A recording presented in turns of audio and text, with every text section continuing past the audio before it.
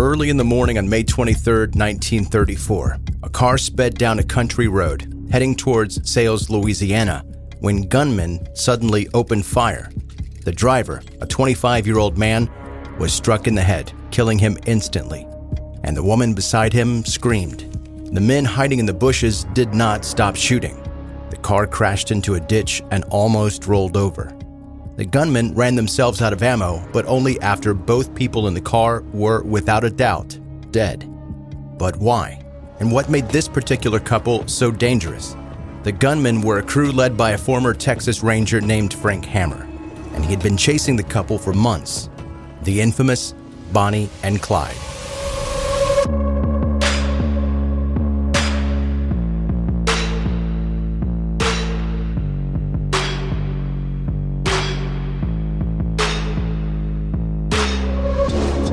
Welcome to 10-Minute Murder, brief and bingeable true crime.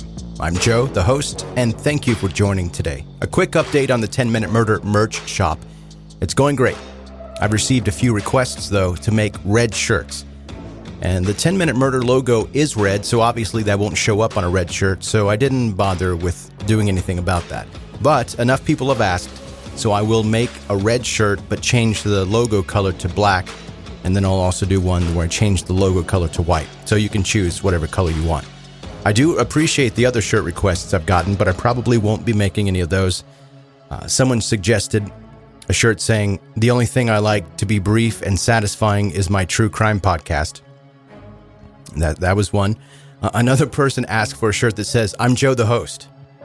But what if your name isn't Joe? I feel like that's too individual. It would have to turn into one of those vacation keychain stands where you have like 150 of the most popular names available, and heaven forbid you have a unique spelling or unique name. Then you're SOL. Anyway, if you're interested in shirts and stuff like that, the merch link is in the episode notes of this episode, and I'll add those logo variations as ASAP as possible. If you're new to 10-Minute Murder, I hope you enjoy this episode and become a subscriber.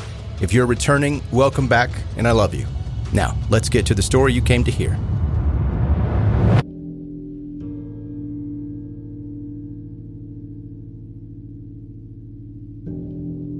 Bonnie Parker was only 23 at the time of her death, but she had lived a life that would make her a household name for decades to come.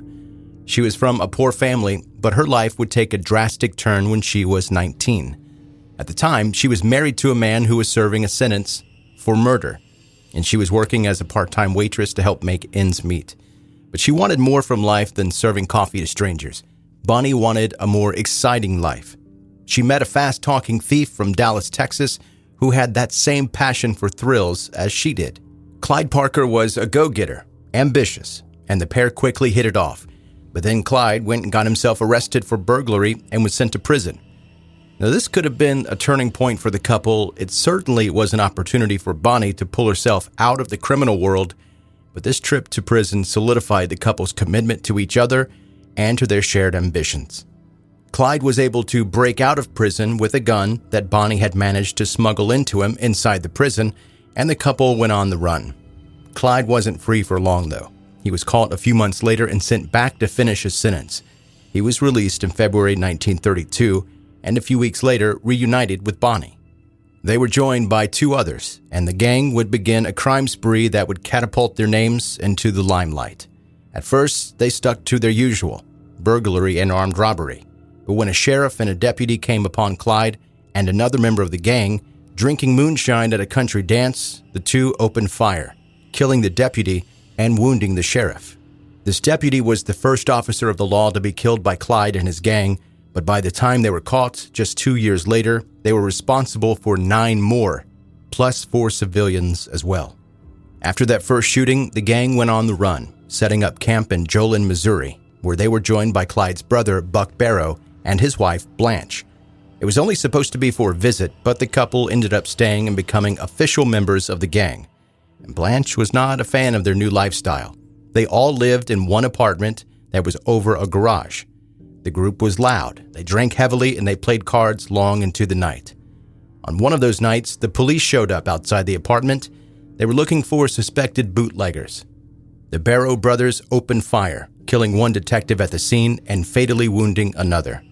Bonnie quickly got into the car with the others so they could make their escape, but they couldn't find Blanche inside the house.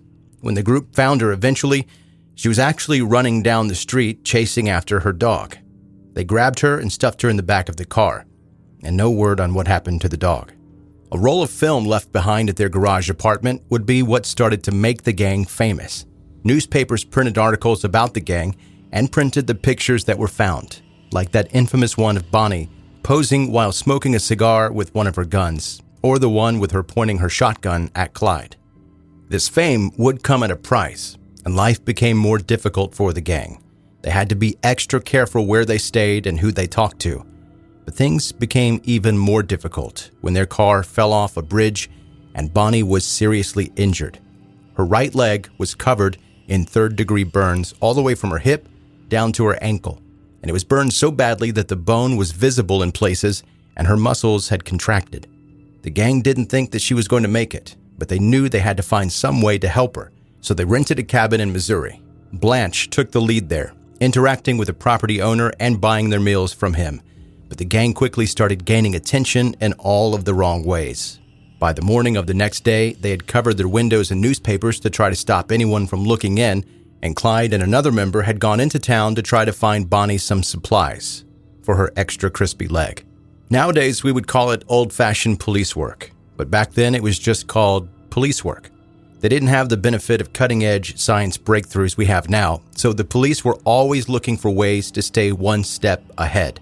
Knowing about Bonnie's leg, they told local pharmacies to be on the lookout for anyone buying things like bandages and ointment for burns. And that's what tipped off the pharmacist when Clyde came into his store that day. It wasn't long before the police were on their way to the cabin, and this time they were properly armed, even bringing an armored car with them to try to make sure that the gang could not escape again. Another heavy gun battle ensued, and this time things would go differently for the gang. Buck Barrow was struck in the head with a bullet, fracturing his skull to the point he had an open wound and his brain was showing, and Blanche was almost blinded when she was hit in the face with glass shards.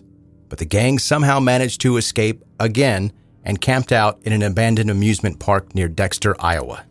Buck was still alive at this point, even managing to talk and get something to eat, but things were not looking good for him. Clyde and another member actually dug a grave for him nearby, but they would never use it.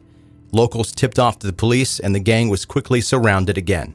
This time, only Bonnie, Clyde, and their last member traveling with them at the time, Jones, would get away. Buck and Blanche were arrested. Blanche went to prison, and Buck died 5 days later after surgery on his head wound. Bonnie and Clyde split up from Jones, and he was arrested in Houston, Texas, where what he told them in his confession would lead to both Bonnie and Clyde being wanted for many more murders. All of this heat didn't force the couple to stay hidden, which would have been the smart thing to do. Instead, in January 1934, Bonnie and Clyde organized a breakout to free some of their former members from prison, and 2 more policemen were shot and killed in the process. This was the last straw for the police, and that's when retired Texas Ranger Frank Hammer was hired to track the gang down. Hammer was a tall, stern guy who was known for his firm beliefs in justice and what he thought was right. He was responsible for several captures and shootings of Texan criminals, during which he sustained over 17 injuries, and he still kept on going. He was like the Terminator. He began tracking the gang in February, camping out at his car, and somehow managing to be only a few towns away from them most of the time. But what he learned during this period would lead to their eventual capture. He realized that the gang traveled in a pretty set route, circling around and skirting the borders of 5 states so they could exploit the state line rule that prevented officers from chasing criminals into another's jurisdiction. And Clyde was sticking to a routine. The gang took it in turns to spend time with each other's families, and Hammer had figured out where they would be next. They were on their way to see one of the members that had recently broken out of prison, but the police were able to get to him first. His name was Henry Methvin, and he made a deal with the police to reduce his sentence by helping them capture Bonnie and Clyde. He parked his car on the side of the road just outside of town in the hopes that Bonnie and Clyde would stop when they saw him and the police would be able to arrest them. And everything seemed to be going to plan when Bonnie and Clyde's car appeared on that road early in the morning in May 1934. But at this point, the police were desperate and they wanted to make sure that Bonnie and Clyde would not be getting away this time. It's not clear if there was ever an order to open fire, but once that first shot was fired, there was no stopping any of them. When the smoke finally cleared, the police found Bonnie and Clyde dead in their car with several fatal wounds on both of their bodies. But that was not the end of the chaos. In some ways, it was only the beginning. When the police split up to call their superiors with the news, the scene was overrun by curious spectators. By the time reinforcements arrived, the crowd had already begun collecting souvenirs, and things took an even more gruesome turn.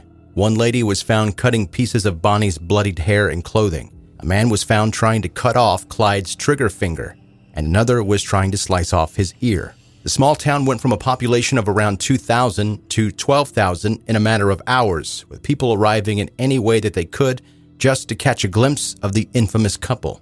Bonnie's body was taken by her family to be buried in her hometown, but her funeral was far from peaceful. Over 20,000 people attended the ceremony, and her family had to struggle just to make it to her gravesite. The same thing happened at Clyde's when he was placed beside his brother Marvin in Dallas, Texas, under a shared tombstone that fittingly read, "Gone but not forgotten."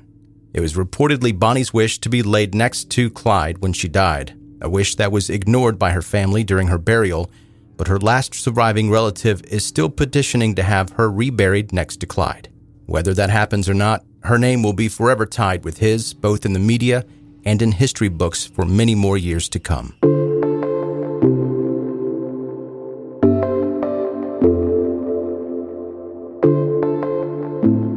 That's 10-Minute Murder for today. Brief and bingeable true crime. The story today was one that you've no doubt heard of, but if you've seen a dramatized movie, they tend to make stuff up to be more interesting and leave out the details that matter. So that's why I agreed to cover this one when it was submitted. And by the way, if you have a story idea that you would like to be talked about here on 10-Minute Murder, obviously there are no guarantees, and I do receive a pretty large number of them, but I do read all of them. I try to choose the most interesting ones and the ones that I feel like they can be covered in this format, this brief format. But you can connect with 10-Minute Murder on Instagram, Facebook, and Twitter. DM me the idea, and I'll take a look at it. If you enjoyed the episode today, I hope you'll consider subscribing if you haven't, and share the podcast with anyone that you think may like stories of true crime that are brief and bingeable like this one. Thanks for listening. Be safe and make good choices.